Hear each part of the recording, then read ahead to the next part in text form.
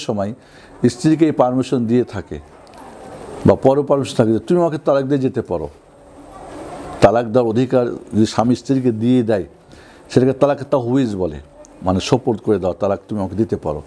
সেক্ষেত্রে স্ত্রী তালাক দিতে পারে যে ঠিক আছে আমি তোমার সংসার করবো না, গেলাম গা।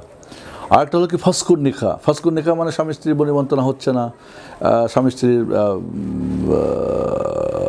কী হচ্ছে, সংসার ভালো হচ্ছে না, সেক্ষেত্রে স্ত্রী হয়তো তালাকও দিচ্ছে না, কোর্টে গিয়ে কেস করলো, এখন তালাক দিতে বললো, সেও তালাক দিতে রাজি না, এবং দেখলো বাস্তবে সে ক্ষতিগ্রস্ত, এবং এইভাবে দাম্পত্য জীবন হলে তারা এবং তাদের ভবিষ্যৎ প্রজন্ম ছেলেমেয়েরা ক্ষতিগ্রস্ত হবে।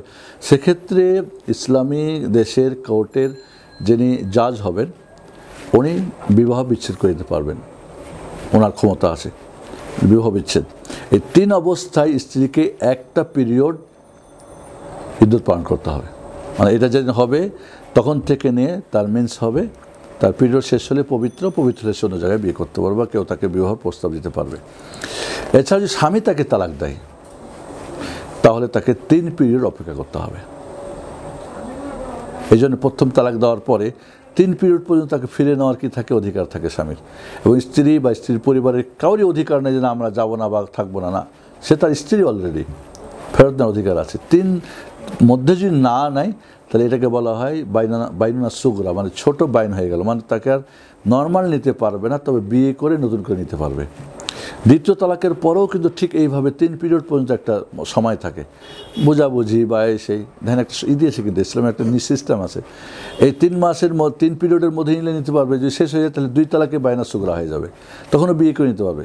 বাট থার্ড যখন তালাক হবে, তালাক হওয়ার সাথে সাথে শেষ, আর কোনো ইদ্যত নেই, ক্লোজ, সম্পর্ক তার শেষ, ক্লোজ।